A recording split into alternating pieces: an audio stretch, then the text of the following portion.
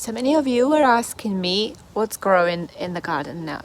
And winter is famous for lovely hellebores, which is called the Christmas rose as well. So let me just show you. So these are hellebores. And there are different varieties here. So as you can see, we have the white, pinker, and more purple. And they are perfect, cheerful garden plant for winter when almost nothing is flowering. You have these beautiful guys flowering on for months, literally. They flower around Christmas.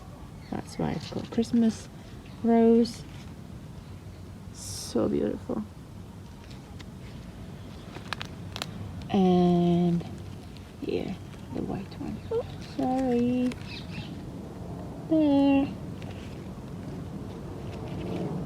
And soon it's Valentine's Day, so these will be making it into my Valentine's bouquets as well.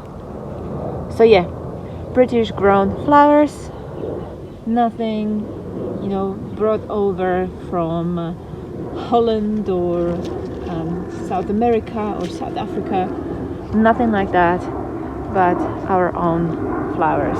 Might not be roses, but it is something actually really, really, really special and different. There you go. And another ingredient making it into my Valentine's bouquets is this lovely viburnum. It smells divine. If you have it next to your entrance or garden where you walk around, you will soon notice the scent. And the flowers come first. Lovely small pink flowers, and as I said, they are very, very highly scented. So look out for these in my Valentine's bouquets.